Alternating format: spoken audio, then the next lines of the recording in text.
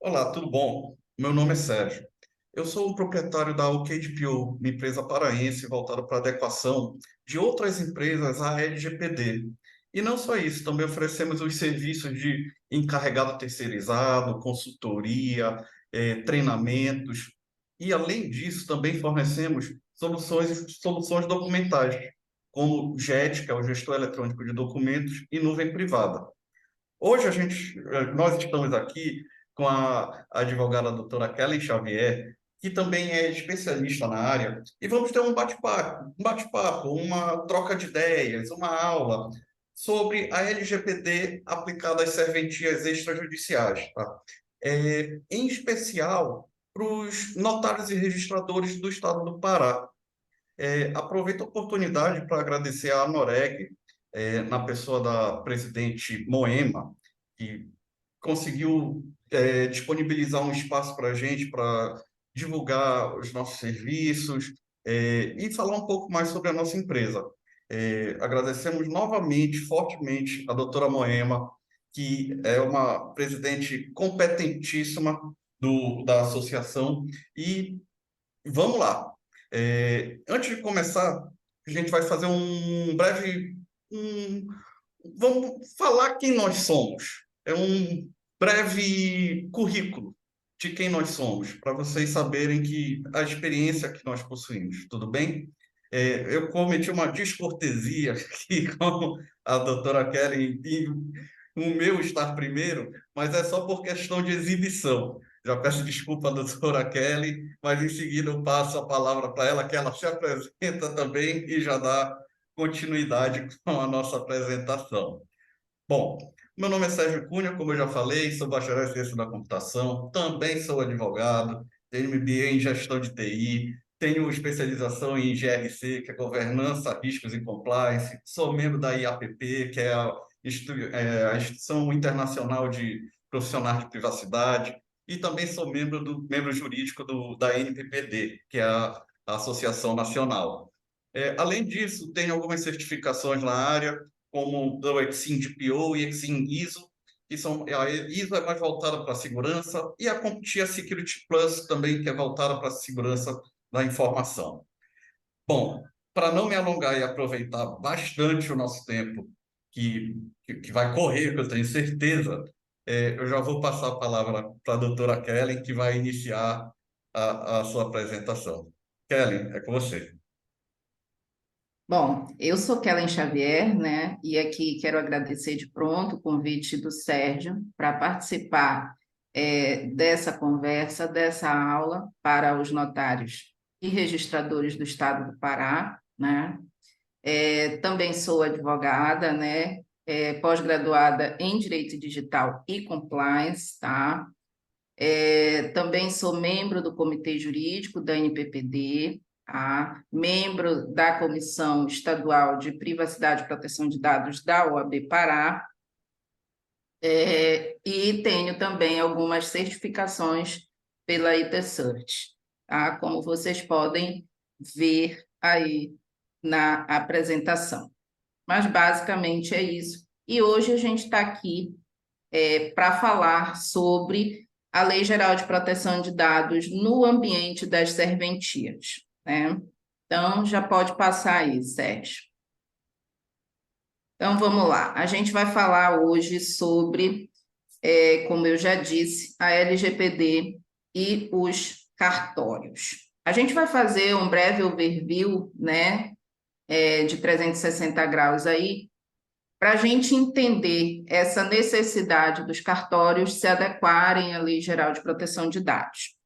Todos nós sabemos que vivemos a atual economia de dados, tá? E principalmente de dados pessoais. A globalização, o avanço tecnológico nos trouxe essa condição de economia dos dados. Hoje você tem um televisor que você consegue ligar, e aí você tem lá IA, você consegue saber, o televisor consegue saber os seus filmes prediletos, ele já faz a indicação ali, você tem uma geladeira inteligente, né?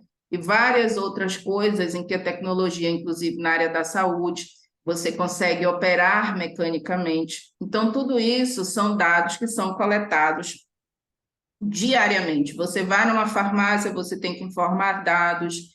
Você vai a um comércio, você tem que informar dados.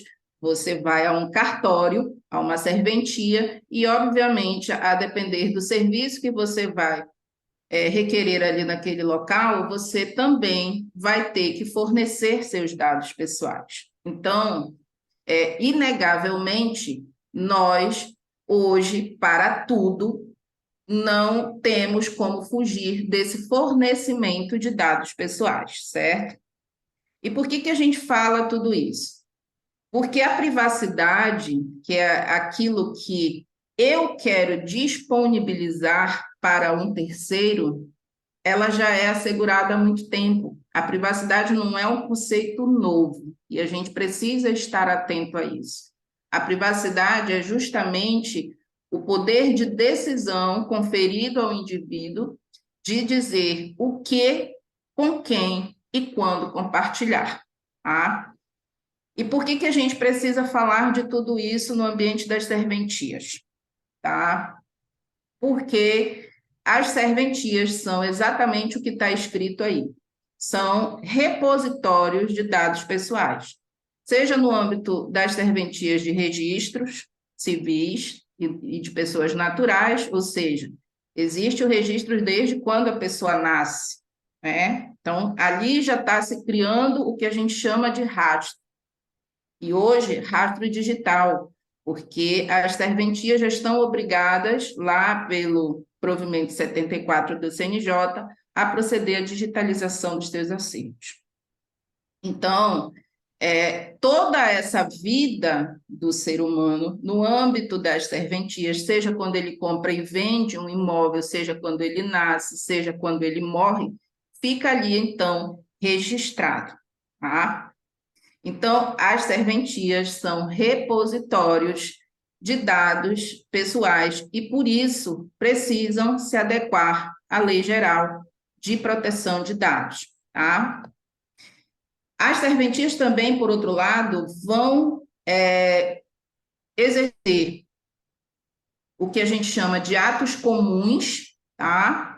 E atos típicos dos respectivos ofícios, sejam notariais, sejam registrais, tá? Tudo isso na percepção do interesse público. E o que isso quer dizer? Percebam que as serventias, elas são uma atividade privada com delegação do poder público. Então, tudo ali é feito em função da coletividade e na percepção do interesse público, tá? Por isso, quando eu digo que é uma atividade privada exercida por delegação do poder público, eu vou exercer atos comuns, enquanto eu faço a contratação de um funcionário, que é pelo regime da CLT. A gente sabe que o registrador ou o notário é o responsável pelo cartório, portanto, aqui abrindo um parêntese bem grande, os notários e registradores são controladores de dados pessoais, tá? Então, precisa isso ficar muito claro para esses responsáveis legais dos cartórios, tá? São eles os responsáveis, não são a priori as corregedorias de justiça e nem o Estado, mas sim eles, porque exercem essa função delegada, tá? Então, quando eles contratam seus funcionários, quando eles tratam com fornecedores, quando eles tratam com parceiros comerciais, eles efetivamente não estarão exercendo atos típicos dos ofícios. Eles estarão exercendo atos comuns, mas também coletando dados, tá? Por outro lado, quando, em razão da sua delegação, do seu ofício, né, da realização dos atos típicos dos ofícios, por determinação legal, eles precisam expedir certidões, lavrar escrituras públicas e etc., obviamente estarão exercendo atos típicos desses ofícios. Então, a gente precisa distinguir o que são atos comuns e os atos típicos dos ofícios, tá? As serventias extrajudiciais, por isso, por estarem na persecução do interesse público, né, são equiparadas aqui pela Lei Geral de Proteção de Dados, possuem, então, o mesmo tratamento dado às pessoas de direito público, conforme lá, salvo engano, o artigo 23, parágrafo 4º da Lei Geral de Proteção de Dados, tá? E assim vão também se submeter à lei. E aí, muito importante dizer que a Lei Geral de Proteção de Dados não veio revogar nenhuma das leis já existentes, muito pelo contrário, com elas conversa, harmoniza. Então, não há aqui nesse momento uma preocupação, por exemplo, com essa questão da revogação de leis, porque elas se harmonizam e conversam entre si. Sérgio, pode passar, por favor? E aqui a gente vai apontar umas diferenças entre o segredo de justiça, o sigilo, privacidade e proteção de dados. Por que é preciso fazer essa diferença? Porque surgiu lá vários questionamentos com relação à emissão de certidão, lá no artigo 17, né, da lei de, acho que do registro público, se eu não estiver enganado, tá? Mas eu vou já checar aqui. Então, assim, não estão impedidos de emitir essas certidões, tá? Por quê? Porque a Lei Geral de Proteção de Dados, ela não é a lei do sigilo. Eu não preciso omitir informações. O que eu preciso ver? Eu preciso saber se as informações que me são solicitadas naquele momento estão adequadas à finalidades da lei, tá?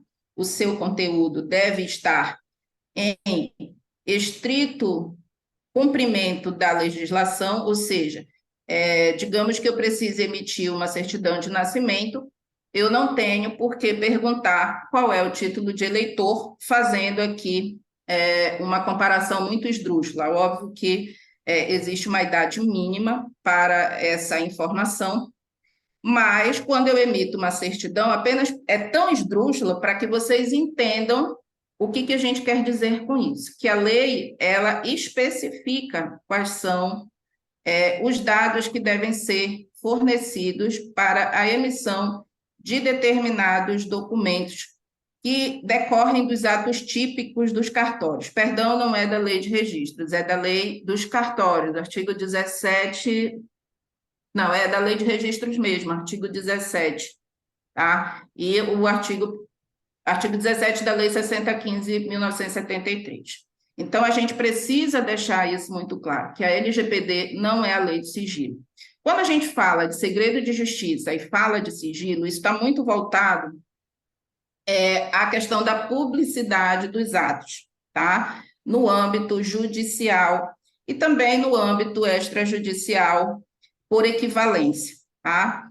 Então, o segredo de justiça, ele é determinado pela lei para os casos ali previstos no artigo 189 do Código Civil.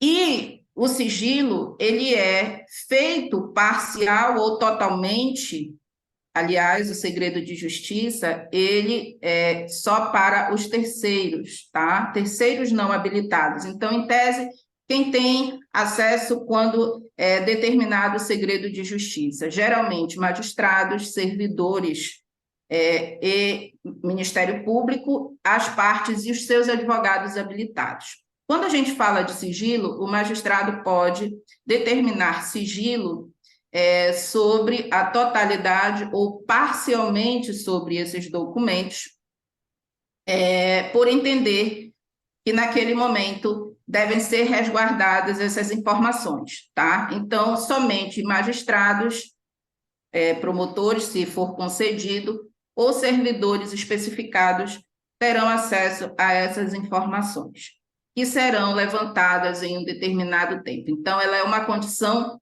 temporária, tá? O segredo de justiça, ele permanece no seu início até o final.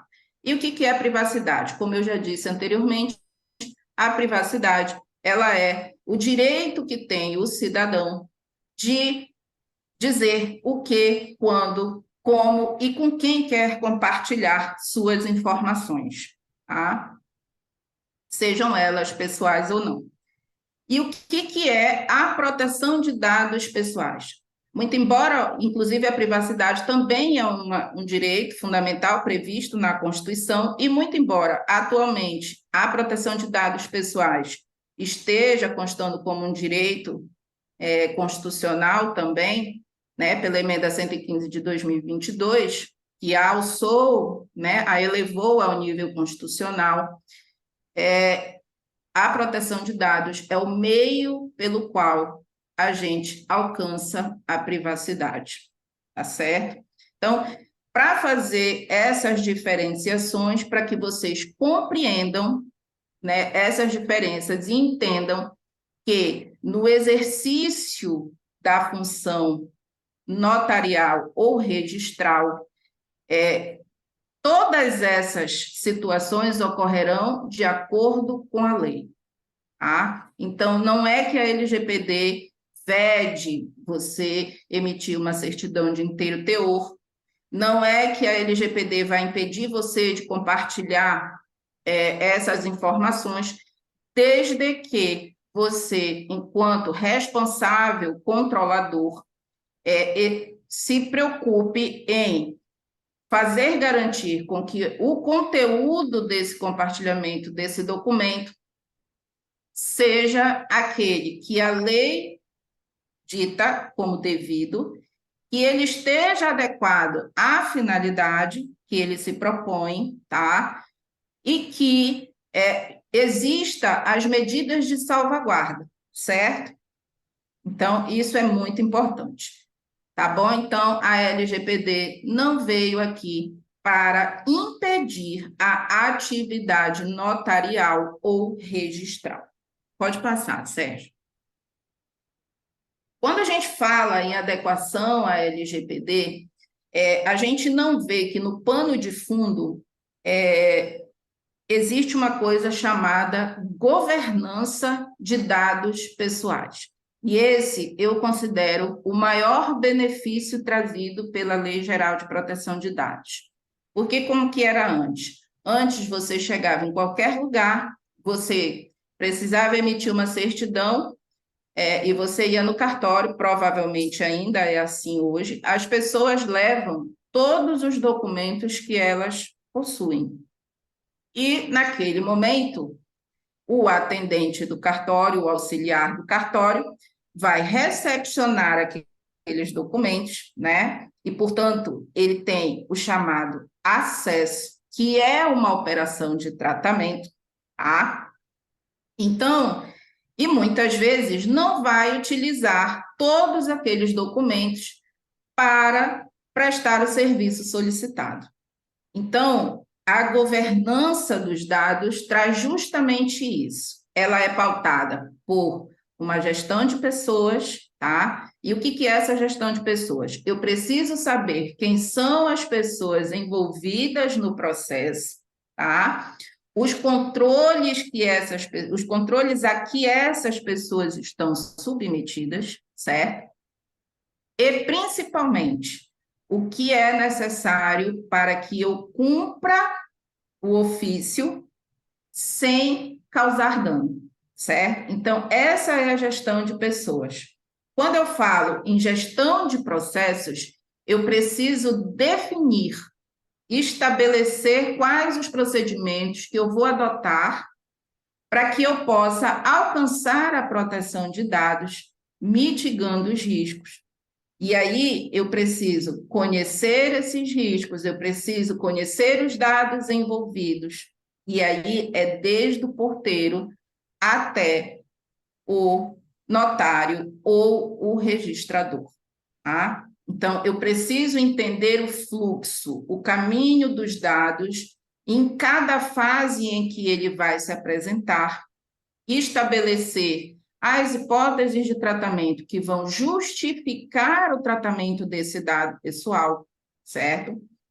E aí eu vou ter, então, o conhecimento do fluxo desses dados. E quando eu falo em gestão de tecnologia, hoje, vamos dizer, né? Aqui é bom abrir um parêntese bem grande, o papel também é uma tecnologia, tá? E aí, independente do meio em que esteja, é bom que se diga isso, porque tanto a LGPD quanto o provimento 134 dizem isso, inclusive nos meios digitais, tá? A gente precisa ter a gestão da tecnologia. Então, você precisa, por exemplo, ter um arquivo resguardado, que você não pode deixar papéis para qualquer pessoa acessar, quando a gente está falando da tecnologia papel, tá? Quando a gente está falando da tecnologia de dispositivos, de softwares, né, a gente tem que ter cuidado, por exemplo, com a gestão da utilização do WhatsApp para envio e recebimento de documentos para solicitação de serviços notariais e registrais. A gente precisa tomar cuidado com, por exemplo, a atualização dos softwares, os licenciamentos dos softwares, não utilizar softwares e nem licenciamentos gratuitos, porque isso é um risco, é uma porta gigantesca. O Sérgio vai falar daqui a pouco, quando for falar sobre as medidas de segurança, que geram vulnerabilidades. Então, a gente vai ter sempre que pautar em gestão de pessoas, processos e a gestão de tecnologia.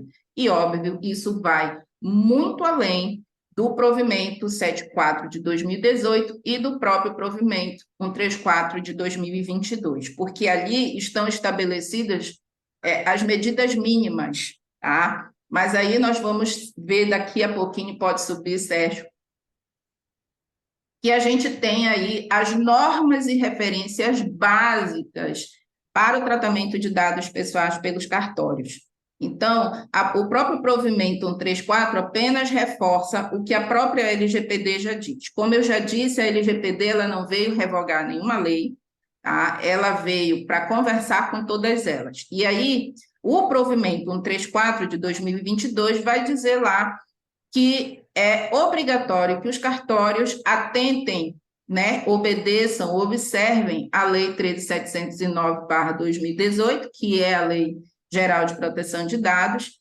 né, as orientações da NPD, as suas resoluções, tá? E a gente vai ver daqui a pouco por quê, os seus guias orientativos e as suas diretrizes, tá? E isso aqui, gente, são normas básicas, tá? No âmbito da LGPD.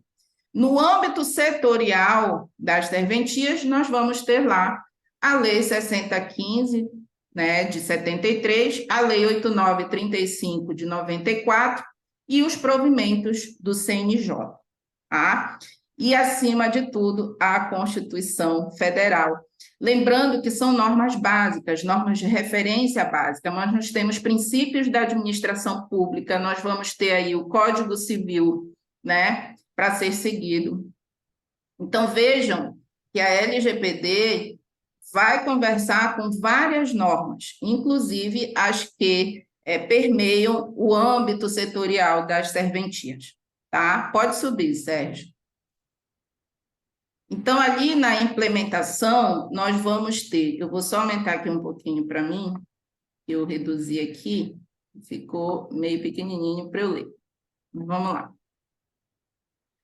Nós vamos ter aqui o que a gente precisa se preocupar. Isso está lá no provimento 134 do CNJ.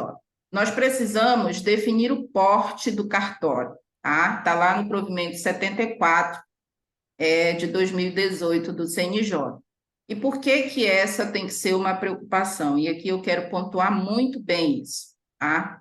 Que ele vai dizer lá que os cartórios de nível 1 e 2, classificação 1 e 2, né, deverão seguir a implementação do programa de adequação de forma simplificada, né, porque eles se enquadrariam na resolução número 2 da NPD, que flexibiliza, percebam, flexibiliza, não isenta o cumprimento da Lei Geral de Proteção de Dados. E quando ele diz flexibiliza, significa dizer que ele está, na verdade, concedendo facilidades, por exemplo, com relação a registro, com relação à comunicação de incidentes, né? O não dever, entre aspas, e daqui a pouco a gente vai falar sobre isso, da indicação de um DPO exclusivo daquela serventia, tá? E isso é muito importante porque essa declaração, ela é uma autodeclaração do cartório. Então, percebam, a partir do momento que o cartório diz que ele é um cartório de pequeno porte, tá? E ali os cartórios estão inclusos, a resolução número 2 trouxe essa definição, porque até então tinha essa dúvida se os cartórios eram obrigados a se adequar à LGPD. E a resolução número 2 vem, então, e diz os entes despersonalizados, que é onde os cartórios e as serventias, né, vão se incluir. Então, assim, quando ele diz que ele está incluso na condição de agente de pequeno porte, ou seja, de um cartório de pequeno porte, de uma serventia de pequeno porte, ele vai ter que fazer uma adequação mais simplificada. O que pode acontecer com isso? Vamos dizer que ele, então, se acha enquadrado nessa condição, mas, ao receber algum procedimento de fiscalização da ANPD, ela diga, olha, você não se enquadra como um cartório de pequeno porte.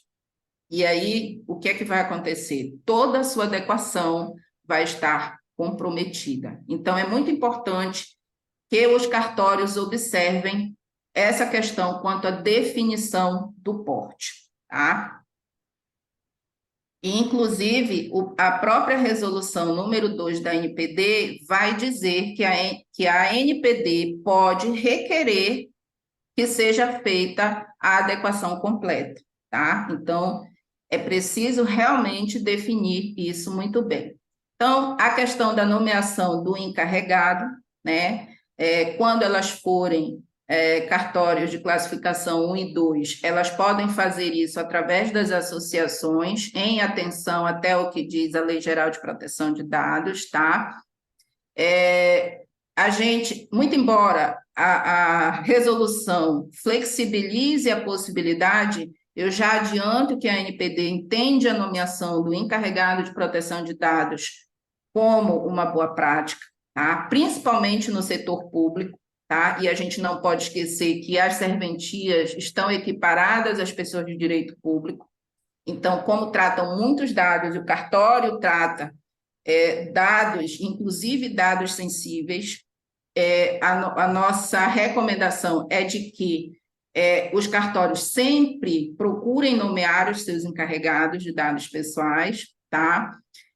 De preferência que eles não sejam funcionários, porque aí, muito embora a LGPD não vede, muito menos o provimento 134, que seja um funcionário, é preciso que essa pessoa tenha a aptidão necessária, a capacitação necessária para atuar, e mais que isso, ele precisa ter autonomia.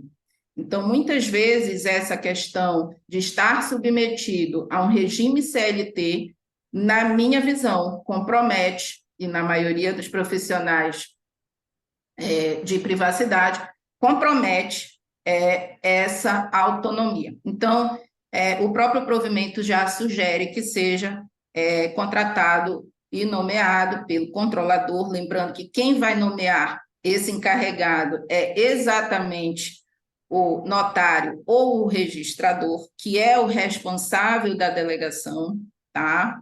Da função delegada. Então, não pode ser ele mesmo o encarregado de proteção de dados, a gente precisa deixar isso aqui muito claro, essas duas pessoas não se confundem, tá? Essa nomeação, ela precisa ficar registrada e documentada e guardada dentro do cartório para efeito de evidência e, acima de tudo aqui, de novo abrindo um parêntese, a Lei Geral de Proteção de Dados é uma lei de evidências, então tudo precisa estar devidamente documentado, tá?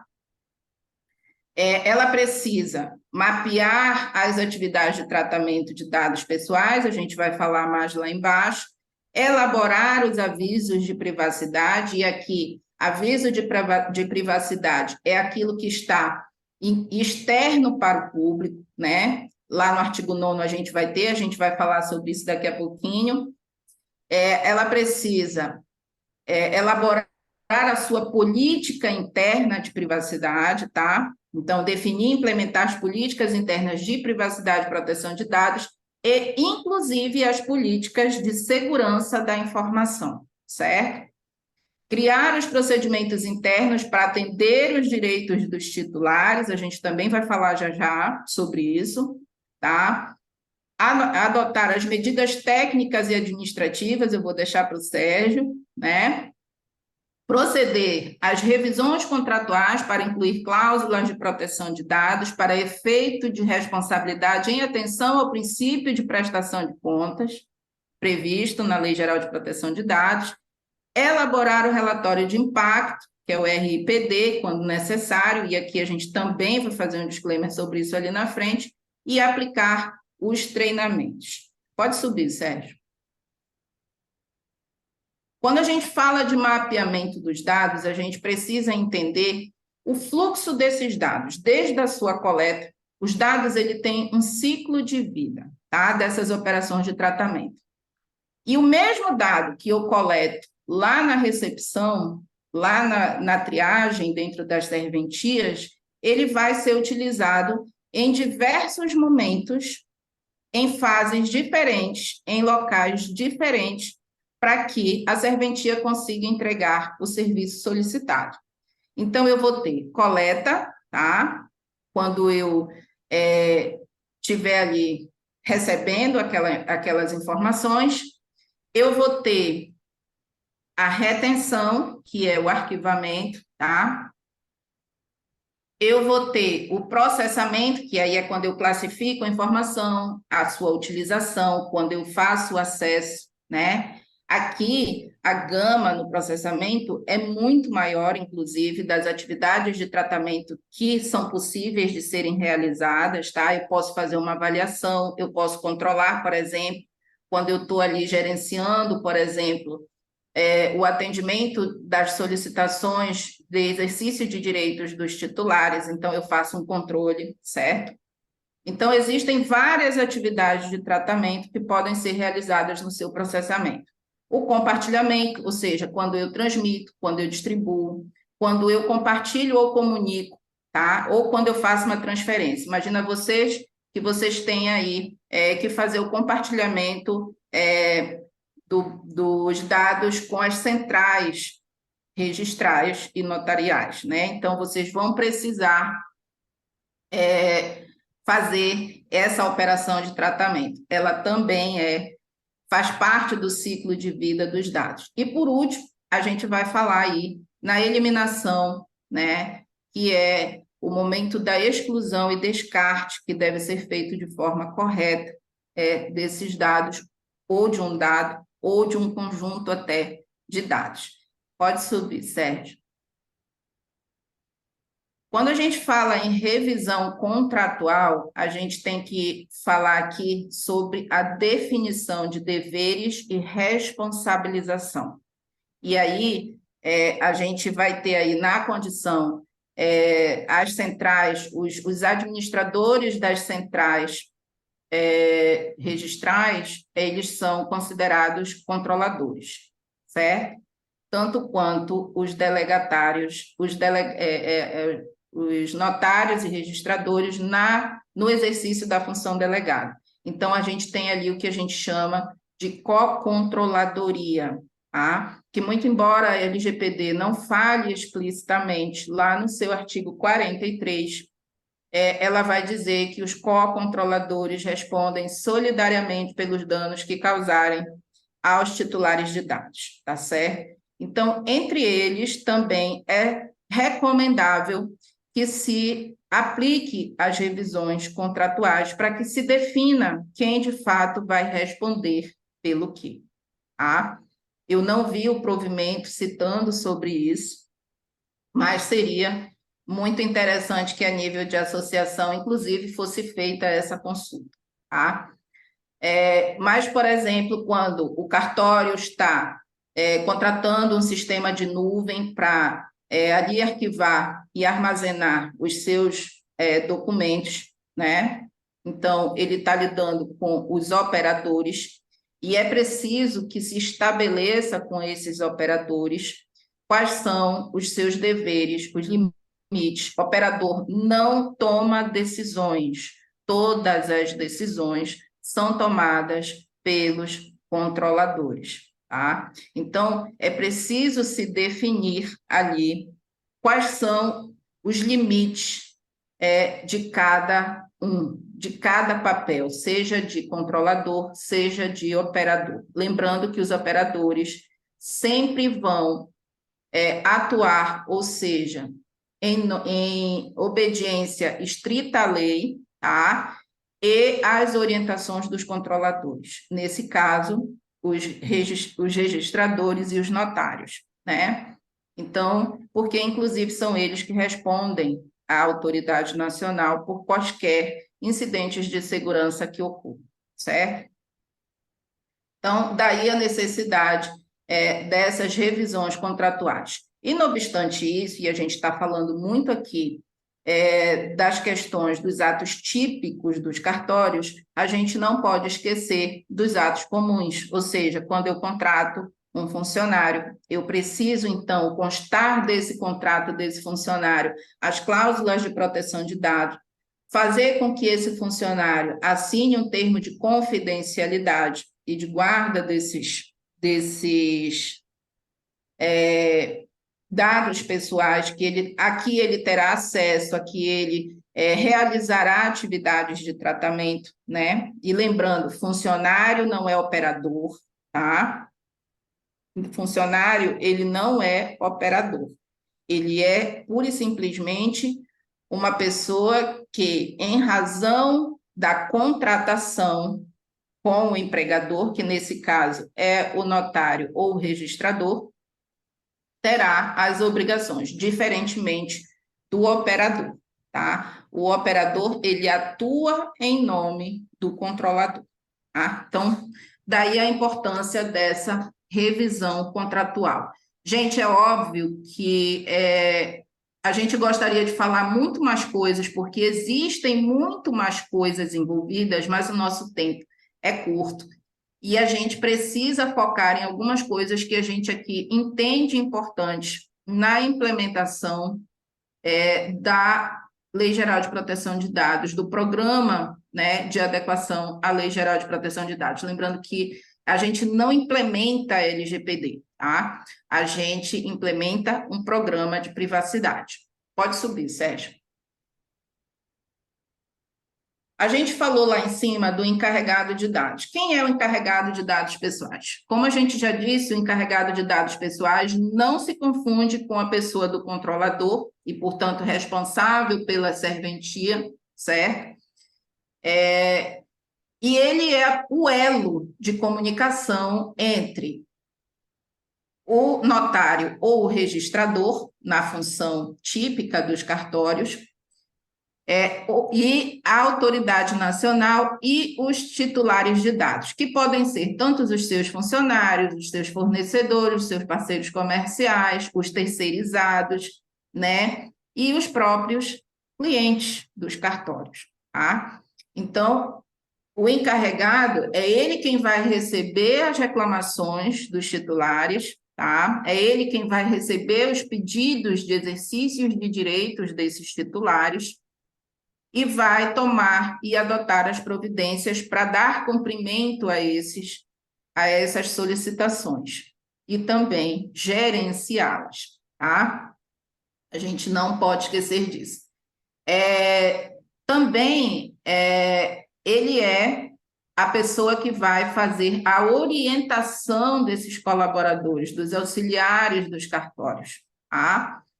É ele quem vai dar as diretrizes sobre o programa de privacidade. É ele o responsável por fazer a implementação do programa de privacidade dentro das serventias. Então, o controlador, e aí a importância da autonomia dele, além de outras atividades que, inclusive, a NPD ainda deve regulamentar, tá? Que isso faz parte da agenda regulatória da NPD. E aí, o que acontece?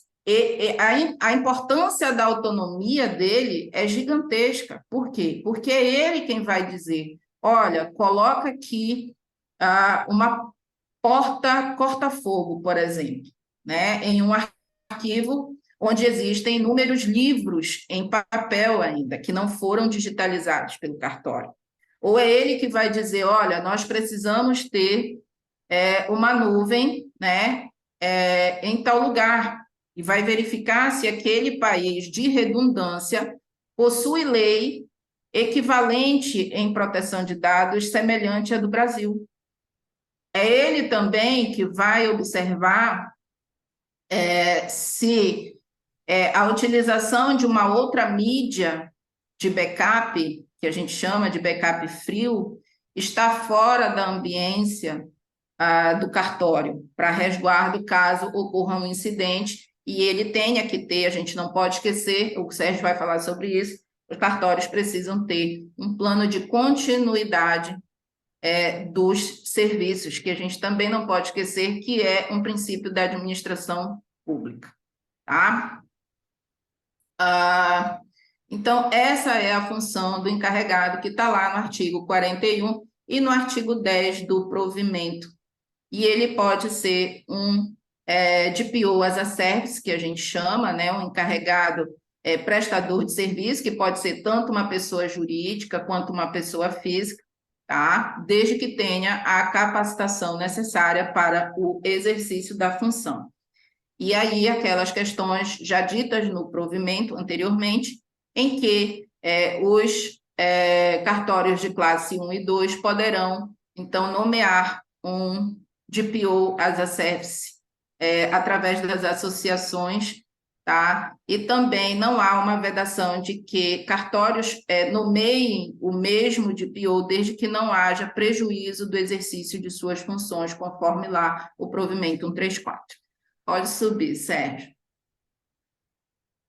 O relatório de impacto à proteção de dados. Veja, na condição de função delegada, na percepção do serviço público, os cartórios também teriam, recomendado que façam o relatório de impacto de dados. Por quê? Inclusive, pelo artigo 32 da LGPD, as pessoas de direito público a ANPD pode requisitar que eles publiquem os seus relatórios de impacto. Muito embora não seja um documento obrigatório, tá? Ele é um documento facultativo, mas quando a gente fala do tratamento de dados sensíveis, tratamento de dados em larga escala, ou que possam gerar alto risco aos titulares, é altamente recomendável, eu diria obrigatório, tá? Que se elabore o relatório de impacto. E ele deve ser elaborado de forma prévia, tá? E é por processo, tá, gente? Ele é por processo, ele é por atividade de operação de tratamento. Então, ele tem ali, recentemente, a NPD, acho que é uma semana ou 2 semanas atrás, a NPD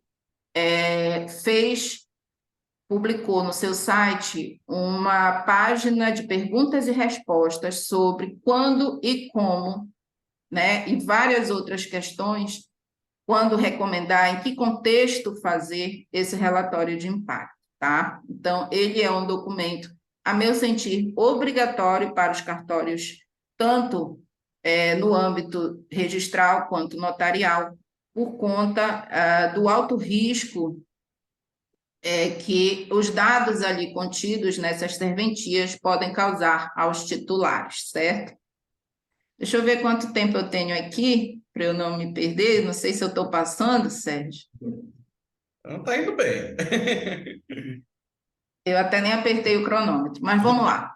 Então, assim, esse é um documento que a gente tem que ter em conta e ele tem que ser prévio. Óbvio que os cartórios já estão... A gente fala sempre em Privacy by Design, mas a gente só pode falar em Privacy by Design para processos novos. A maioria dos cartórios não tem processos bem definidos. Então, esse é o momento, no momento da implementação, de criar esses processos, tá?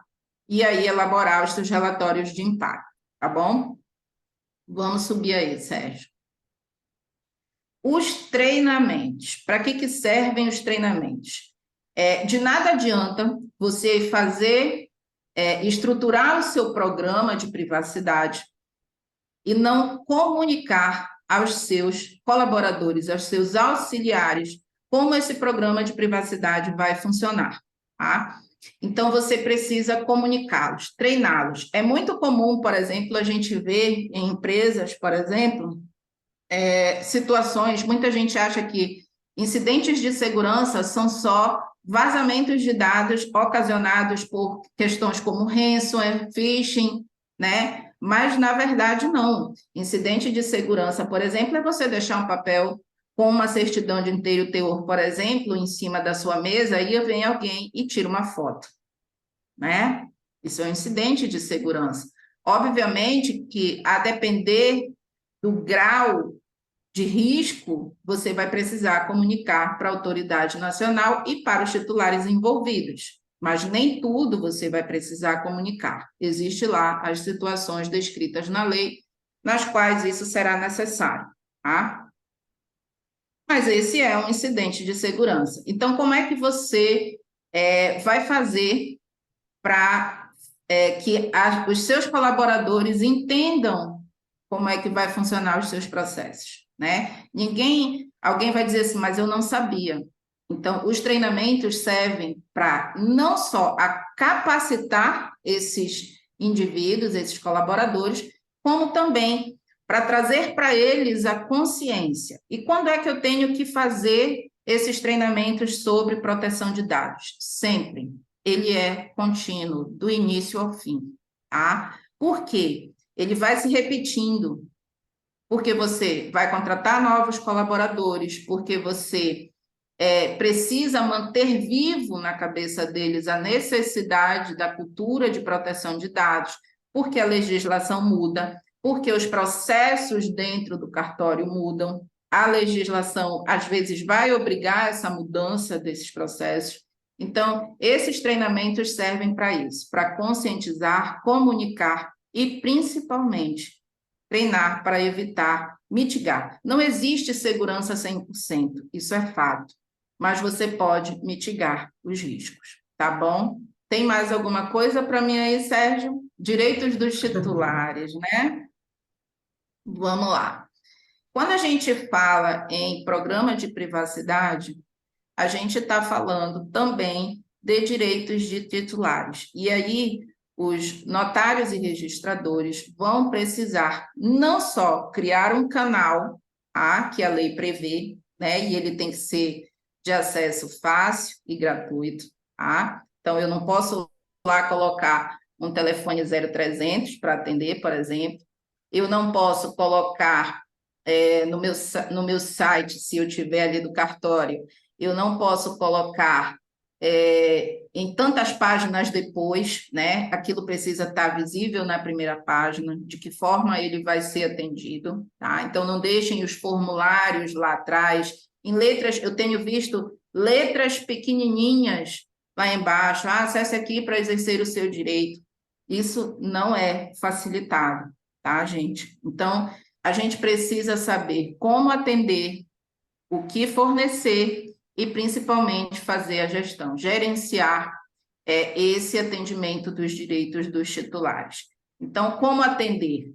Eu preciso, então, dar esse canal, eu preciso fornecer a identidade, está lá no artigo 41 da Lei Geral de Proteção de Dados, eu preciso fornecer a identificação, ou seja, o nome do DPO e o contato. Esse contato, gente, ele precisa ser um contato corporativo. Eu não posso dar o contato pessoal do DPO, tá?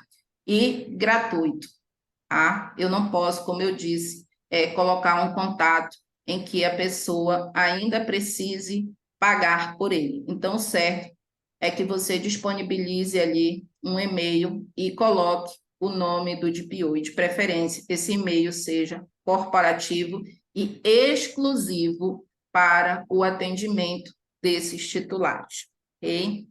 O que eu vou fornecer? O cartório, a serventia está obrigada a fornecer tudo que ela tem, inclusive quanto aos atos que são de origem referente à prestação do serviço? Não, né? O que ela está obrigada a fornecer? Os dados administrativos, aquilo que consta dos seus cadastros administrativos, os atos pertinentes à questão da prestação do serviço, da atividade notarial e registral, eles são prestação de serviços remunerados por taxas e emolumentos e assim devem permanecer. Então, eu não necessariamente vou emitir uma certidão contando ali todos os dados pessoais, porque não é isso que a lei prevê. Tá? Ficam mantidas as obrigações quanto ao pagamento de taxas e emolumentos para a prestação dos serviços fins e próprios dos cartórios. Tá? Então, eu só sou obrigado efetivamente a fornecer os dados pessoais administrativos. Tá? Lembrando que quando a gente vai responder o direito do titular, é muito importante que a gente tome cuidado para não exigir novos dados, além do que os cartórios já possuam. E quando eu falo novos dados, eu estou me referindo a novos dados pessoais, tá? Então, a confirmação deve ter esse cuidado. Nós já temos aí histórico de empresas e órgãos que foram multados por requisição em excesso, consideradas excessivas, porque dados em excesso também são considerados violações à Lei Geral de Proteção de Dados, e a gente precisa ter cuidado durante a resposta desses direitos dos titulares, tá? E não esquecer que a gente não pode acumular. Eu vou deixar lá, eu vou responder daqui a 30 dias, daqui a 15 dias, porque a lei fixa os prazos para o atendimento simples imediatamente, só para dizer se trata ou não trata os dados, é imediato, tá? E se ele quiser acesso aos dados, ele pode escolher se ele quer por escrito ou se ele quer de forma eletrônica, certo? E aí você pode ter até 15 dias a partir, a lei fala, inclusive, a partir da solicitação, tá? Mas, por via de regra, as pessoas têm feito, as empresas têm feito a partir da confirmação da identidade. Eu acho que a minha parte se encerra, não? Exato. E aí eu já passo aqui para o Sérgio, agradeço a todos a atenção. Aqui a nossa finalidade foi falar muito mais do programa de privacidade em si, do que ele envolve, não mais de conceitos básicos que a gente espera que vocês já tenham, né? E aí eu passo a palavra ao Sérgio. Obrigada a todos.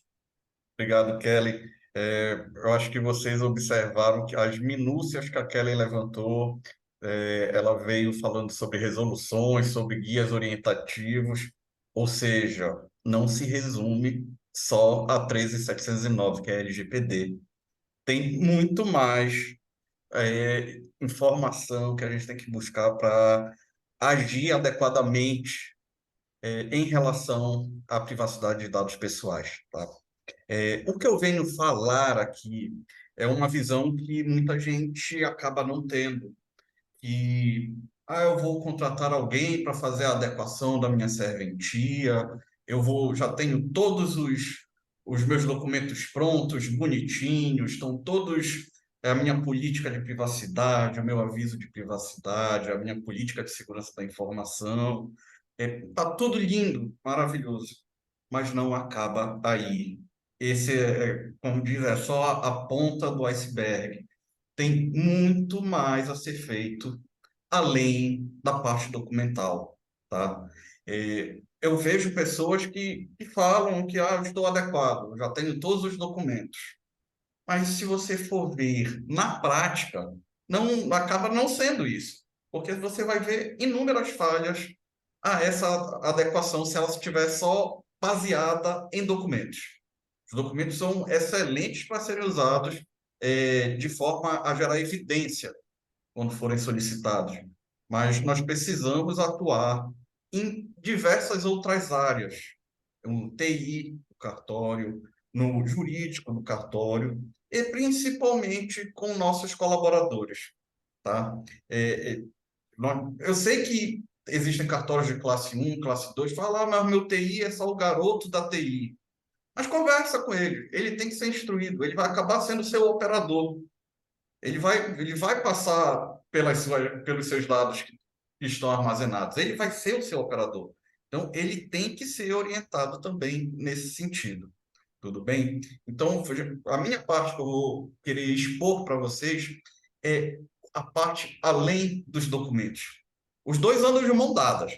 Os documentos e o que eu vou falar aqui, que são as medidas técnicas e organizacionais que são necessárias, volta a destacar, são necessárias para ter uma perfeita adequação LGPD. Tudo bem? Bom, antes de começar, eu quero mostrar para vocês, eu acho que muitos não viram isso que eu vou mostrar, mas do que a gente tem que ter medo? Do que a gente tem que se proteger efetivamente? Eu vou pedir licença que eu vou compartilhar aqui uma tela nova. Ah, eu quero que vocês vejam isto. Só um minuto. Vou aqui compartilhar o meu navegador com vocês. Compartilhar. Essa tela aqui é de uma. Já tá aparecendo? Já. Já está aparecendo, sim. Essa tela aqui é da Checkpoint. É uma fabricante de hardware e software voltados para a segurança. Isso que vocês estão vendo é ataques em tempo real que estão acontecendo no mundo. Se você perde uma hora aqui vendo isso aqui, que você vai ver que o mundo inteiro sofre ataques durante o tempo todo.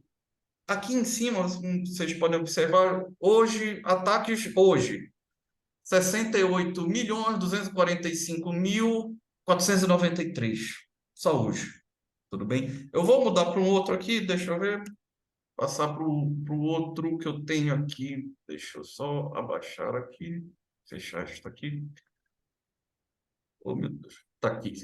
Tá aparecendo aí, Kellen? Está aparecendo. Mapa. Deixa eu carregar o mapa. Falta Esse, carregar. esse aqui é bem legal também. Esse aqui é da Kaspersky. Cada um fala de um jeito diferente. Kaspersky, É, que é o antivírus. Como ele é bem mais popular aqui no Brasil, essas informações são capturadas dos antivírus. Então, olhem em tempo real isso aqui. Tá? E se você dá uma olhadinha aqui no lado esquerdo, Brasil, número 12 em países que sofrem mais ataques. Que tal? Tá? Então, isso é uma das coisas que nós temos que nos proteger. A outra que eu digo que é até mais importante do que isto é a gente se protege através de treinamentos, porque os usuários são o elo mais fraco da segurança da informação. Tá? Então, como que eu trato isso? Treinamento de usuários. Ah, mas os meus usuários vão ter que ser experts em informática? Não, de jeito nenhum. Mas eles vão ter que saber reconhecer um e-mail falso, saber que não devem executar programas sem saber a origem. Então, o treinamento é uma parte, e a outra parte é o conhecimento técnico. São as medidas técnicas que nós vamos ter que implementar no cartório. Tudo bem? Eu vou parar aqui e vou voltar para a apresentação. Share screen. A apresentação está aqui.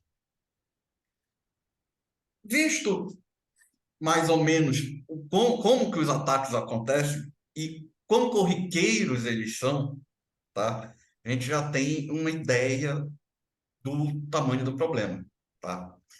E Sérgio, mas como que eu vou ligar uma coisa com a outra? Está me mostrando os ataques e a privacidade, o que que tem a ver uma coisa com a outra? Bom, existe uma máxima na privacidade de dados que é o seguinte: é possível haver segurança da informação sem privacidade, mas não há privacidade sem segurança da informação. Sérgio, eu não entendi nada. É o seguinte: imagine os Estados Unidos. O governo americano, ele preza muito mais pela segurança dos seus cidadãos, dos seus organismos, do que pela privacidade deles. Até quando você vai tirar um visto, tem casos, eu não sei se ainda está assim, mas eu acredito que sim, que você é obrigado a mostrar as suas redes sociais, tá? Então, a privacidade fica relegada a segundo plano. Mas se eu quero ter privacidade no meu ambiente, na minha serventia, eu sou obrigado a ter segurança da informação. Eles não andam separados, tá? Tenham isso em mente. Essa é uma máxima que, para quem estuda LGPD, para quem estuda privacidade, isso aqui a gente já ouve falar inúmeras e inúmeras vezes. Vou repetir: é possível haver segurança da informação sem privacidade, mas eu não posso ter privacidade sem segurança da informação. Trazendo de uma maneira bem rápida para o cartório, é o seguinte: eu tenho que proteger a minha rede. Eu tenho que botar uma porta com um acesso controlado no meu arquivo. Volto a falar que o que a Kelly levantou. O papel é uma tecnologia, a gente tem que proteger ele também. Então, tem que ter métodos contra fogo, contra acesso indevido, contra umidade. É necessário, tá? E para a gente saber o nível de maturidade, opa, passei aqui, na nossa serventia, eu estou usando aqui, essa como que eu vou falar? É um nível de maturidade que é usado, é adotado pela IAPP, que é a Associação Internacional, tá? Eu acredito que a maioria dos cartórios, hoje em dia, eu vou falar do estado do Pará, tá? Estejam na primeira fase, ad hoc. E é uma segurança não estruturada. Ela existe, mas ela não está estruturada. Eu tenho um antivírus, mas ele pode não estar atualizado. As pessoas têm consciência dos vírus, mas não foram treinadas, sabe? Eu acredito que, sinceramente, que as serventias, o maior número de serventias no estado estão nessa fase, tá? No segundo nível, já é um nível repetitivo, onde eu já tenho alguns procedimentos e processos que já estão ok, já estão mapeados, mas outros não, nem documentados estão, ou não foram implementados, que é onde a gente vai chegar, que nas medidas técnicas daqui a pouco, tá? Se uma adequação LGPD for bem feita numa serventia, mas muito bem feita, ela chega no terceiro nível, que é o definido. Os procedimentos e os processos estão documentados, tá toda a parte documental eu tenho toda certinho, e eu tenho os meus métodos, as minhas medidas técnicas também implementadas. Eles se casam. Esse é o. Se você encontrar uma implementação que faça isso, você está com sorte. E vai depender tanto da empresa ou da pessoa que está adequando a sua serventia, quanto de você. Porque será necessário investimentos, com certeza. Não pense que é só a pessoa que vai fazer aquela documentação. Eu tenho certeza que você vai ter que investir aqui também em medidas técnicas e organizacionais. Tudo bem? É, Passando mais um pouquinho, a gente observa que tem mais dois níveis. Olha que coisa. Seria o gerenciável e o otimizado. Para eu chegar nesses dois últimos níveis, eu vou ter que ter um esforço conjunto dentro da serventia, tá?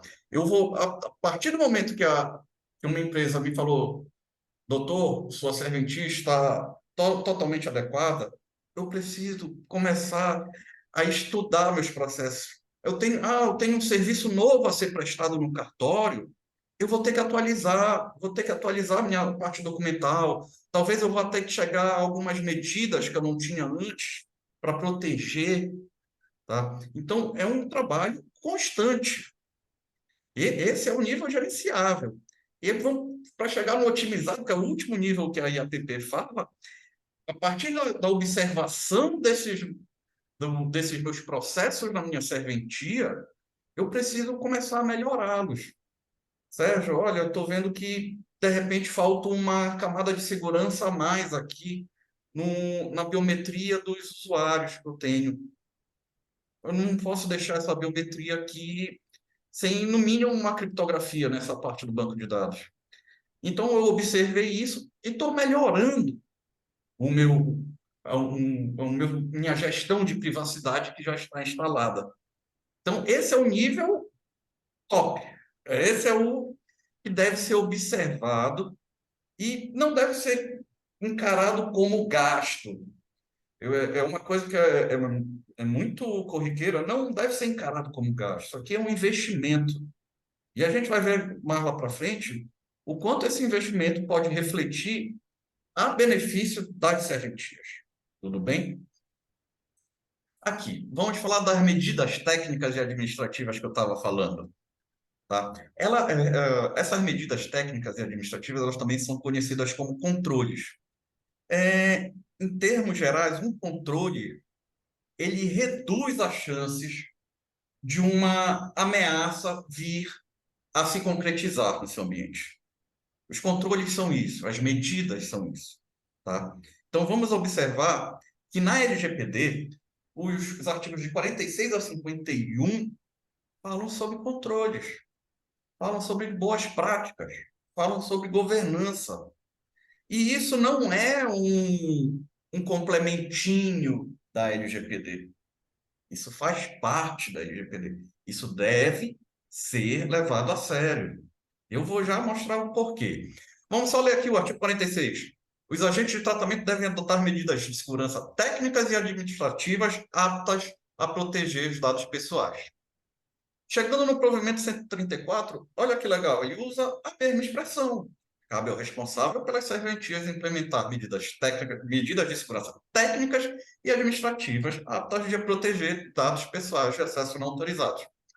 Então, isso vai refletir na resolução, salvo engano, número 4. A doutora Kellen pode até me corrigir se não for a número 4, mas eu acredito que é a número 4, da ANPD, da Autoridade Nacional de Proteção de Dados, que trata da dosimetria e aplicação das sanções administrativas.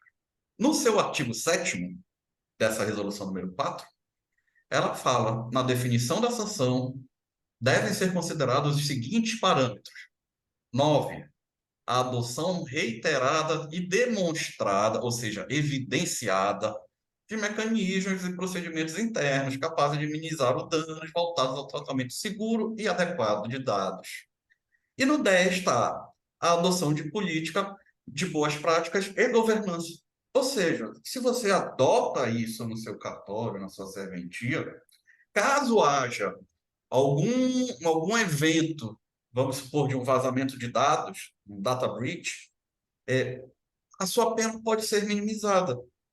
Até porque outra máxima da segurança da informação é não existe segurança 100%. A NASA não existe. Pentágono não existe. Eu não vou nem entrar em méritos aqui pelo Brasil, mas não existe segurança 100%.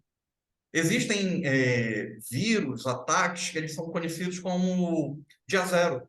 Ou seja, um hacker ou um cracker, ele descobriu aquilo e nunca ninguém tinha observado. Então é impossível eu me proteger de uma ação dessa, que nunca foi catalogada. Mas, se eu demonstrar para a autoridade nacional que eu seguia, que eu adotei todas as medidas que estavam ao meu alcance para proteger aqueles dados, a minha sanção pode ser considerada de menor potencial, vamos supor. Sabe? As sanções podem ser menores, tudo bem? Eu não falo de multa aqui, porque tem até uma divergência sobre os atos típicos e os não típicos, que eu já conversei com a doutora Kelly, mas no âmbito público não cabem as multas. Mas a doutora Kelly levantou muito bem essa pulga atrás da orelha, falou, e se não for um ato típico? Se vazou os dados dos meus funcionários, será que eu não pago uma multa? É algo a se pensar, tá bom? Então vamos lá continuar. E por onde eu começo a implementar essas medidas técnicas? Eu tenho o provimento 74. O provimento 74 me dá inúmeros subterfúgios de coisas que eu devo fazer para garantir essas medidas técnicas. Tá? É muito similar àquela máxima que eu já falei da segurança e da privacidade. Eu fiz essa aqui, de maneira bem parecida. Você pode estar adequado ao provimento 74 e não ao 134. Mas é impossível você estar adequado ao 134 sem ter implementado o 74. Porque justamente isso, a LGPD exige as boas práticas, as medidas técnicas e administrativas e governança instauradas na cultura da serventia. Isso tem que fazer parte da cultura da serventia, de como os meus escreventes, os meus funcionários tratam a privacidade de dados. E isso tudo faz parte de um grande programa de gestão de privacidade. Tudo bem? Passando mais uma. Vamos falar sobre os aspectos da segurança da informação. A segurança de informação anda de mão dada com a privacidade, como a gente já viu. Existem três aspectos. Muitas literaturas chamam de aspectos. Eu gosto desse nome, mas eu prefiro chamar isso aqui de a tríade da segurança da informação, tá? Que é a confidencialidade, a integridade e a disponibilidade dos dados, tá? A confidencialidade, vamos ir resumindo brevemente, é que aquele documento físico ou digital só seja acessível a quem deve. Eu não preciso que a minha área administrativa do meu cartório tenha o mesmo acesso da área do balcão. Por que é que eles vão ver os dados do balcão? Os dados dos clientes do balcão? Não pode. Então, a confidencialidade é um dos aspectos da segurança da informação, onde aquele, é, o- aquela mídia em papel ou digital só pode ser acessada por quem deve. A integridade diz respeito a conteúdo do documento. Aquele conteúdo deve estar íntegro. Ele não pode sofrer alterações, tá? Existem formas de controlar isso, muitas formas até. E a disponibilidade é que aquela informação, aquele dado, tem que estar disponível a qualquer momento. Se acontece alguma coisa, ó, eu vou bater até na madeira aqui, que é o pesadelo de um notário registrador, é um incêndio. Imagina um incêndio de um acervo. Acho que final do ano passado, acho que aconteceu em Minas Gerais, um cartório de registro civil, salvo engano, posso estar enganado. É, é, é o horror, sabe? Se você não tiver a digitalização daquilo, e volto a falar, digitalização feita da maneira correta, tá? Você acaba por violar um dos pilares da segurança da informação, que é a disponibilidade, tá?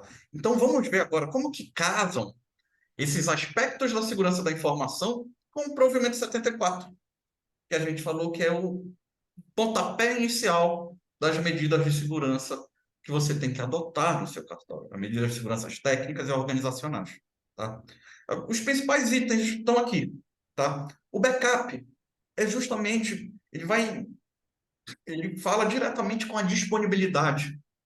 Volto a falar do caso do fogo num acervo. Ah, pegou fogo. Ah, eu tenho backup. Eu tenho backup na nuvem, tenho backup fora da serventia. Backup feito da digitalização feita corretamente. Ainda digo isso. A digitalização tem que ser feita com padrões que são requisitados, tá? 300 dpi no mínimo, colorido, PDFA, assinado digitalmente e com hash. Hash como que eu vou falar que é o hash? É um cálculo matemático que garante que aquela informação não foi modificada, tá bom? Mas não vou perder muito tempo no backup. Vamos para o proxy. Que eu sei que os oficiais, os registradores, não têm obrigação nenhuma de saber o que é proxy. Sérgio, mas o que é proxy? O proxy, ele vamos dizer, vocês podem ver aqui do lado, eu tenho 3 computadores ligados a um proxy. Com o proxy, eu posso limitar o que os meus usuários vão ter acesso. O meu escrevente ele não precisa ter acesso ao Facebook. O meu escrevente ele não precisa ter acesso a um site russo ou um site chinês. ou um site que conhecidamente é para download de pirataria? Vou dar dois motivos para vocês. Um, vamos supor, levar em conta cartórios do interior. A internet ainda não é muito boa. Se eu tenho lá o meu usuário baixando filme na internet, e quando ele está baixando o filme da internet, ocupa toda a banda do cartório, da internet do cartório, e uma pessoa não consegue fazer uma solicitação de um serviço do cartório, ele está indisponível. Então, o proxy serve para isso. Eu posso barrar sites, YouTube, Facebook, e usar a banda da minha internet do cartório para o que é necessário. Tá? O outro exemplo que eu tenho é, por exemplo, eu vou barrar os sites russos. Por que, Sérgio? Tem alguma coisa com russo? Não, não tenho nenhum problema com russo. O problema é que eles são conhecidos por criação de ransomware, vírus, malwares e inúmeros ataques. Isso é público e notório. Então, eu posso bloquear qualquer acesso a um site que termine com RU, que é o domínio da Rússia. Por que um funcionário, um escrevente do cartório vai acessar um site russo? Não faz muito sentido. Então, já elimino a chance que seja feito o download de qualquer arquivo desses sites. Previno isso. Tá? E quando eu previno que um vírus vindo de um site russo entre no meu cartório, além da disponibilidade que a gente estava falando sobre preservar a banda do cartório, ele pode influenciar também na integridade. Um vírus russo desse pode acabar com a minha base de dados, né? Ou modificar coisas na minha base de dados, que é pior, eu acho que é pior do que acabar, que você não sabe o que é íntegro e o que não é íntegro, né? E pode acabar também com a confidencialidade. Vai que é um vírus que abre uma backdoor, que a gente chama que é a porta dos fundos, que exponha todo o seu banco de dados para a internet, tá? Vamos passar para o Firewall, tentar ser rápido. O Firewall, ele é diferente um pouco do proxy. Ele pode até tomar conta dos acessos às páginas, mas ele não é feito para isso. O Firewall, ele é feito para impedir que conexões maliciosas façam acesso ao nosso cartório. Aí você vai falar, Sérgio, mas não vão querer me atacar. Aqui, pô, eu uso a internet aqui de escada, eu uso a internet a rádio, o cara não vai nem querer vir pegar, eu tenho poucos livros. O que você tem que entender é que muitos desses ataques não são direcionados. Muitos desses ataques são automáticos. Eles ficam testando ranges, faixas de IP, um atrás do outro. Até ver, olha, esse aqui tem uma porta aberta, a gente consegue entrar. Ele não está, tipo, e é uma máquina fazendo isso. Eu posso dar um exemplo de ransomware. Se um ransomware entra na sua rede, muitas vezes o cara não está nem preocupado em saber o que é que ele invadiu. Ele só quer receber o dinheiro dele em Bitcoin para poder liberar os seus arquivos. Ele não está querendo saber se é um cartório pequeno, se é um hospital, se é um órgão governamental grande. Ele só quer o dinheiro dele. E, além disso, nada me garante que, além dele ter criptografado todos os meus arquivos, com ataque ransomware é exatamente isso, ele criptografa os meus arquivos e pede um resgate, nada me garante que, antes dele criptografar, ele não fez uma cópia desses arquivos e disponibilizou. Então, é mais um elemento importantíssimo do provimento 74. Os no-breaks também são conhecidos como UPS, garantem também a disponibilidade. Ah, caiu a fase aqui do cartório, estourou o transformador. Tanto é que no provimento 74, salvo engano, ele solicita até 30 minutos, 15 ou 30 minutos de sobrevida das máquinas para poder atender a população. Óbvio que se você está com um problema de mais de uma hora de falta de luz, já não tem muito o que ser feito, mas geralmente, enfim, muitas vezes não passa disso, né? O antivírus também, mais uma ferramenta que está lá no provimento 74 e também protege todos os aspectos da segurança da informação, confidencialidade, integridade, disponibilidade. Porque se eu não tiver um antivírus, um vírus pode acabar com tudo, tá? Com tudo que eu tenho salvo. Softwares licenciados. O meu cartório é todo Microsoft. Tem Office em todas as máquinas. Ok, muito bacana. Elas são licenciadas? Não, sabe o que que é? Eu uso um programinha aqui que licencia. Não estou lhe falando de forma alguma que isso aconteça, mas pode vir a acontecer. Eu uso um programinha aqui que fica do jeito. Mas onde você baixou esse programa? Quem garante que esse programa não abriu uma backdoor nas máquinas dos clientes? Você não tem garantia alguma, alguma, tá? E a alta disponibilidade também que é exigida no provimento 74, eu reconheço que os cartórios de classe 1 que atendem a alta disponibilidade estão de parabéns, porque eu vejo que dessa lista que tem no provimento 74, é o mais difícil de ser alcançado. Sérgio, o que é alta disponibilidade? Eu tenho um servidor no cartório que ele não pode parar, que é o meu banco de dados. Sérgio, mesmo tendo no break, energia estabilizada, parou, parou. Eu fiz de tudo para não parar, mas parou. Eu tenho que ter uma outra máquina que assuma. É, Hoje em dia, isso aí é em tempo real. Uma parou de responder, a outra já começa a responder. Também admiro os cartórios de classe 1 que tenham isso aqui, que é muito difícil. É muito difícil, mas não é impossível.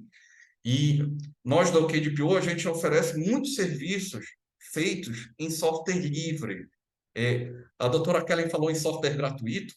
Entendam que software gratuito é diferente de software livre, tá?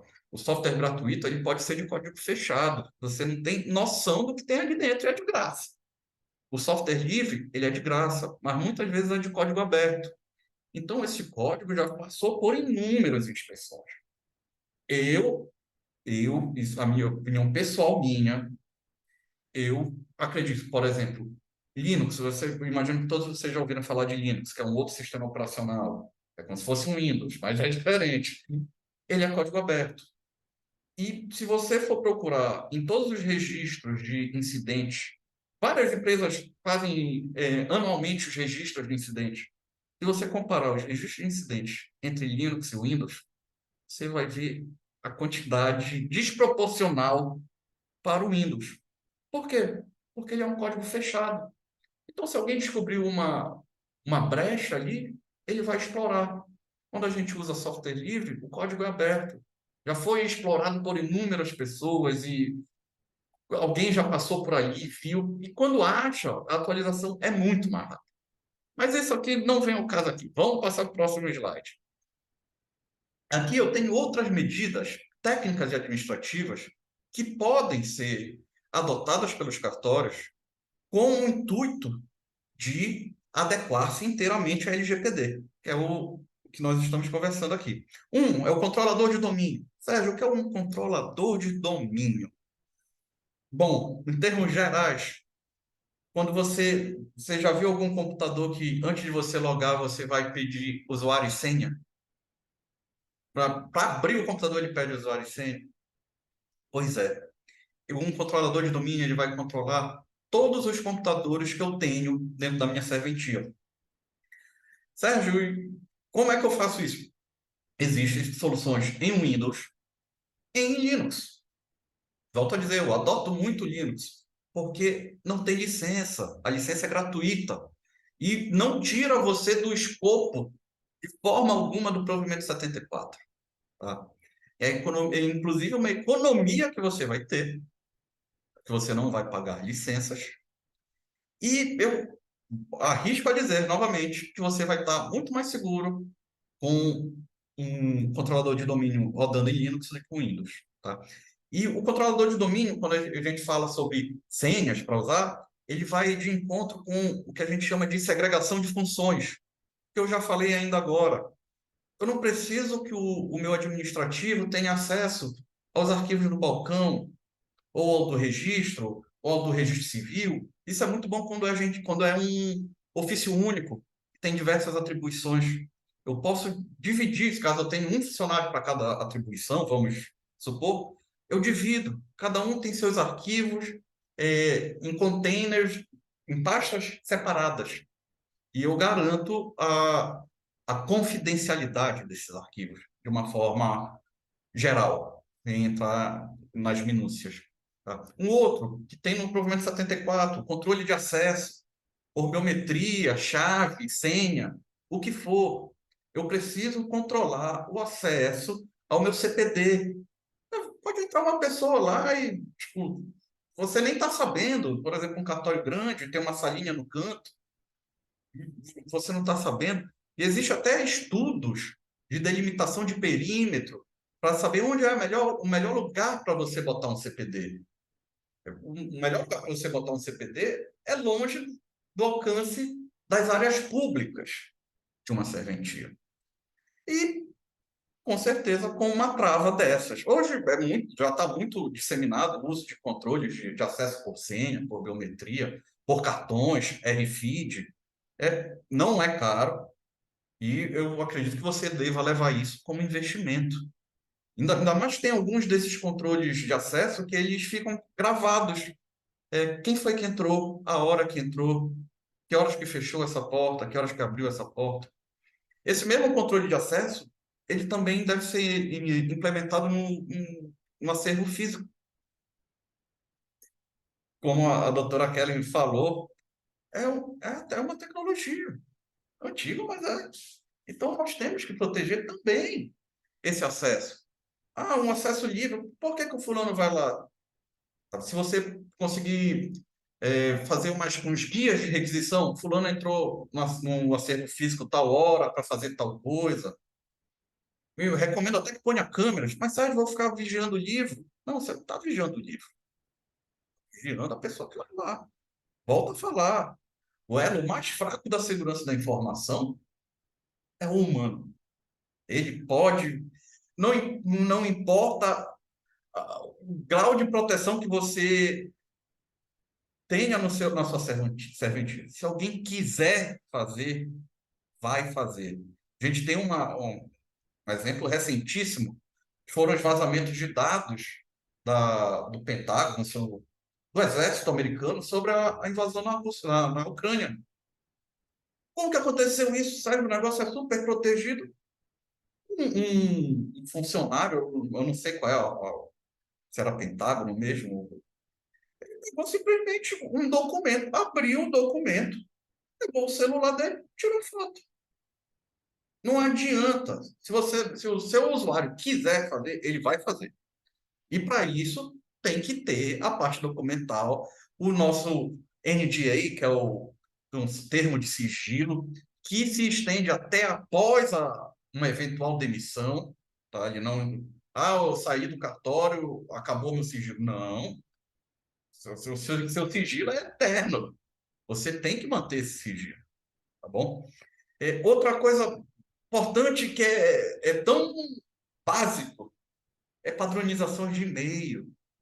Pelo amor de Deus, não usem Hotmail, não usem Gmail, não usem fulano@gmail.com. Quando eu vejo um Hotmail, me dá calafrio, que o Hotmail é tão antigo. Sabe?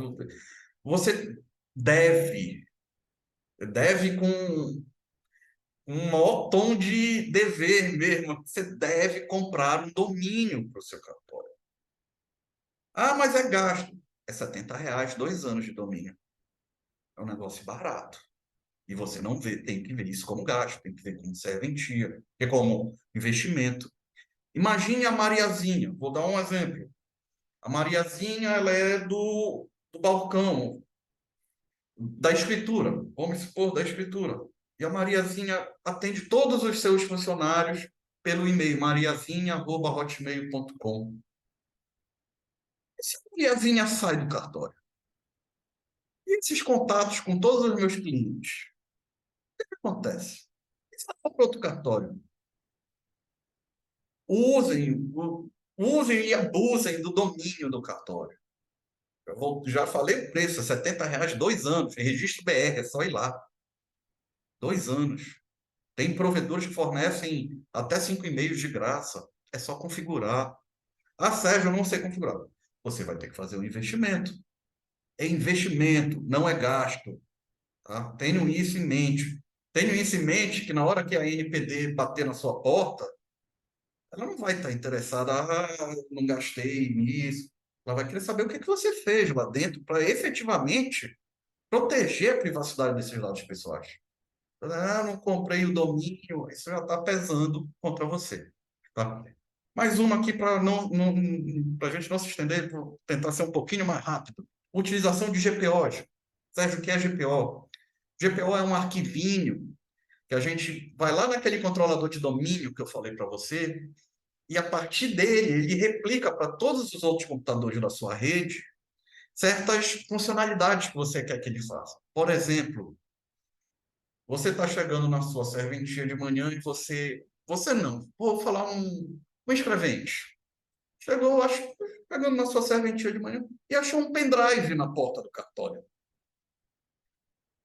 Me diga com 90% de chances o que é que esse funcionário vai fazer com esse pendrive. Ele vai botar no computador. E se tiver um vírus nesse pendrive? Se tiver um ransomware nesse pendrive? Ele vai acabar com a sua rede, vai acabar com os seus dados. Sérgio, como eu faço isso? Existem GPOs, que são esses arquivinhos, que impedem que seja lido ou executado qualquer arquivo que esteja em uma mídia removível. São os pendrives, HD externo, CD, DVD.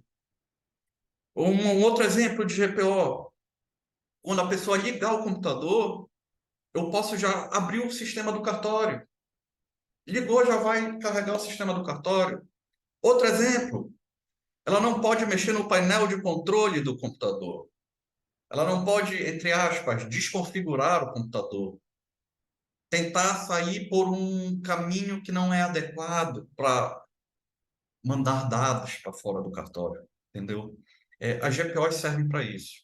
Mais um detalhe importantíssimo de medidas técnicas são os registros.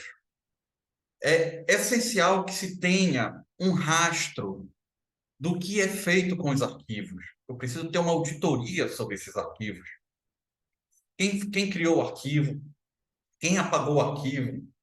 O arquivo foi mandado para onde? Quem leu o arquivo? Eu consigo ver até quem abriu o arquivo.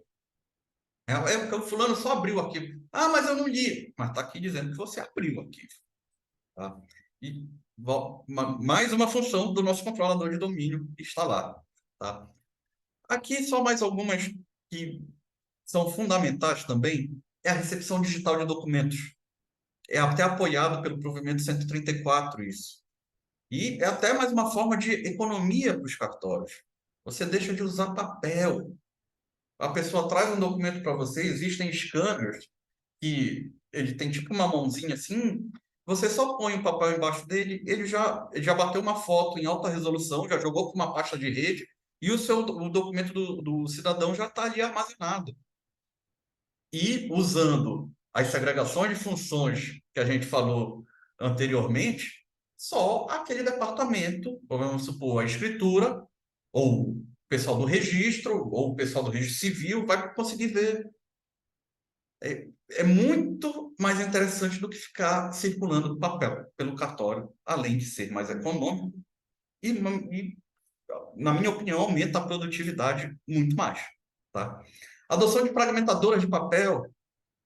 Ah, é um documento que você não precisa mais, sabe? Você não tem mais necessidade daquilo. O provimento 134 também apoia isso. Digitaliza. E depois de digitalizar, fragmenta. Se você já tivesse uma recepção digital de documentos, você nem ia precisar da fragmentadora. É isso que eu quero alertar para vocês. Não vejam como gastos, vejam como investimento. Você está vendo que cada coisa vai puxando a outra. Você tem que investir em tecnologia, em segurança. Tá? Sistema de proteção ao fogo junto ao acervo. Se fosse tabelião ou registrador e notário, eu não ia dormir tranquilo sabendo que eu não tenho o meu acervo totalmente digitalizado. Porque, enfim, Infortúnios acontecem, e às vezes até criminosamente. Então, a gente tem que ter uma digitalização decente, condizente com o serviço que o notário registrador presta à sociedade, tá? A digitalização eu vejo como algo primordial para adequar uma serventia à LGPD.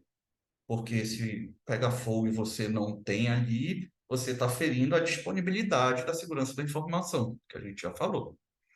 Se você estiver interessado em saber mais controles, mais medidas técnicas e organizacionais, você pode procurar a ISO 27002, que fala sobre boas práticas para o sistema de gestão de segurança da informação. Tem muita coisa interessante lá, eu recomendo. Se você quiser ver um outro, tem um do NIST, que é americano, tá? Também tem muita coisa boa lá para procurar. Então, a mensagem final que eu deixo aqui é que o gasto de hoje é o investimento de amanhã. Você investindo nas coisas certas, você vai ter a sua serventia totalmente adequada à LGPD e, com certeza, obedecendo as melhores das boas práticas possíveis. E no caso de um infortúnio, que a gente já falou que segurança não existe, segurança 100%, eu tenho certeza que se você demonstrando junto à ANPD que você tomou os cuidados necessários, as suas sanções serão até reduzidas. E no caso que você prove que realmente tomou todos os cuidados necessários, você, num caso de um ataque de dia zero, como é conhecido, eu não vejo nem como a NPD sancionar você, que não haveria nada que pudesse ser feito. Mas mesmo assim, você tomou todas as medidas que estavam ao seu alcance para proteger os dados pessoais. Bom, eu acho que era isso que eu tinha para falar. É, os nossos contatos estão aqui, vocês podem procurar eu mesmo ou a doutora Kelly, tá? Para tirar qualquer dúvida, entre em contato com a gente. É, deixo à disposição mesmo. Eu quero tirar uma dúvida. Podem entrar em contato com a gente.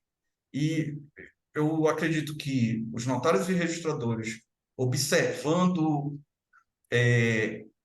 essa, como que eu vou falar, observando esse momento atual que nós vivemos, de busca pela proteção da privacidade dos dados, os que fizerem investimentos agora estarão à frente e muito mais bem protegidos dos que os que não fizerem ou estão achando que é gasto. Tudo bem? Eu só queria até fazer um adendo, Sérgio, Aham, para colocar aqui três coisas. A aham. primeira é de que documentos sozinhos não são capazes de impedir